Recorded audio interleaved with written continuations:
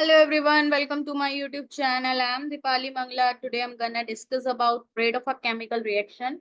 In this, some reactions such as ionic reaction occur very fast. हमने देखा कि कुछ ऐसी reactions होती हैं जैसे कि ionic reaction वो बहुत ज्यादा fast होती हैं. For example, precipitation of silver chloride. Silver chloride का precipitation होता है कैसे होता है? Occurs instantaneously by mixing of aqueous solution of silver nitrate AgNO3 and sodium chloride NaCl. अगर हम AgNO3 एंड NaCl के एक्वस सॉल्यूशन को मिला देंगे तो हमें क्या मिलेगा? प्रेसिपिटेट मिलेंगे किसके? सिल्वर क्लोराइड के. और ये बहुत ज्यादा फास्ट रिएक्शन होती है. जैसे ही हमने उनको मिक्स किया तो हमें एकदम से क्या मिल जाएंगे? AgCl के precipitate plus NaNO3.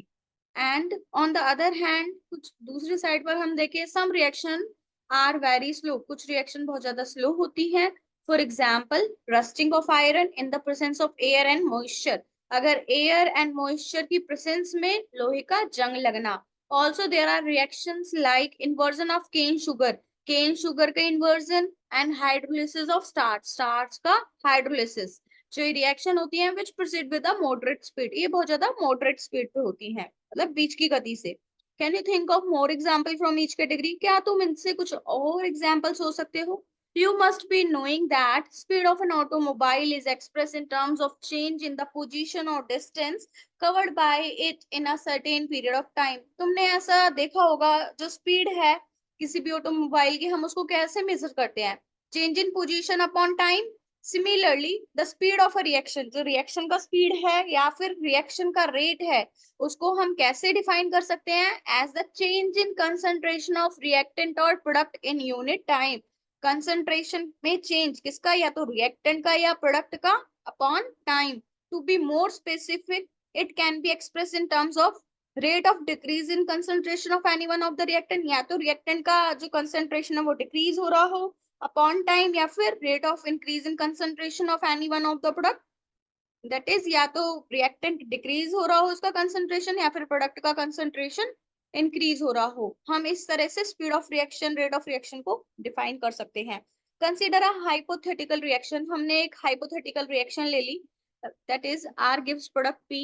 Assuming that volume of the system remain constant. हमने देख लिया कि हमने एज्यूम कर लिया कि जो उसका वॉल्यूम है वो हमने कांस्टेंट ले लिया. 1 mole of the reactant R produce 1 mole of the product. अब हमने R को रिएक्ट कराया, दैट इज हमने 1 मोल ले लिया रिएक्टेंट का R. वो हमारा क्या दे रहा है? प्रोड्यूस कर रहा है 1 mole of product P. If R1 and P1 are the concentration. अगर हम R1 एंड P1 ले ले कंसंट्रेशन R और P की respectively at time T1 and T2. अगर हम R1 एंड P1 ले ले concentration of R and P at time T1 and R2 and P2 are their concentration at time T2. तो क्या होगा? डेल टी चेंज है जो टाइम का, T2 माइनस T1 हम करके निकाल लेंगे. रिएक्टेंट का निकाल लेंगे हम change R2 minus R1, that is final minus initial. And same as del p का हम निकाल लेंगे concentration P2 minus P1. Change निकाल लेंगे हम. Change in concentration of P, that is P2 minus P1. Change in concentration of R, R2 minus R1. Change in concentration of T, time T2 minus T1. The square bracket, जो square brackets हैं above reaction में, above expression में, उसको express, वो किस चीज को express कर रही है? मोलर concentration को.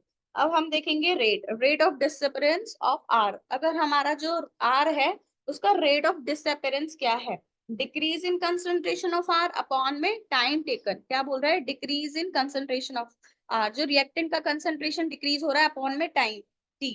अब देखो, जो उसका कंसंट्रेशन डिक्रीज हो रहा है, जब भी डिक्रीज होएगा तो यहाँ पे क्या आएगा? माइनस का साइन आएगा, क्योंकि डिक्रीज हो रहा है. Here it should be minus, equals to minus R by T. Okay, अब हम आगे देखेंगे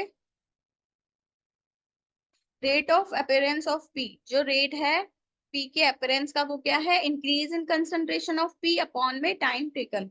जो P का कंसंट्रेशन इंक्रीज हो रहा है अपॉन में टाइम P by T.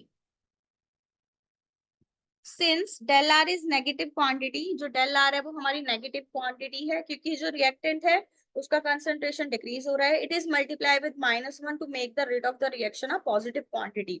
हम उसको -1 से मल्टीप्लाई कर देते हैं उसको पॉजिटिव बनाने के लिए। Equation 4.1 and 4.2 given above represent the average rate of reaction। जो 4.1 एंड 4.2 है वो हमारी एवरेज रेट ऑफ रिएक्शन को दर्शा रही है। that is 4.1 and 4.2। Average rate depend upon the change in concentration of reactant or product and the time taken for that change to occur। जो average होता है वो किस पे डिपेंड करता है, जो कंसंट्रेशन और प्रोडक्ट का जो चेंज है अपॉन में टाइम टेकन। अब देखो ये हमारे पास दो ग्राफ है, instantaneous and average rate of reaction. किसी रिएक्शन के इंस्टेंटेनियस एंड एवरेज रेट को हम कैसे समझ सकते हैं, इधर देखो भाई,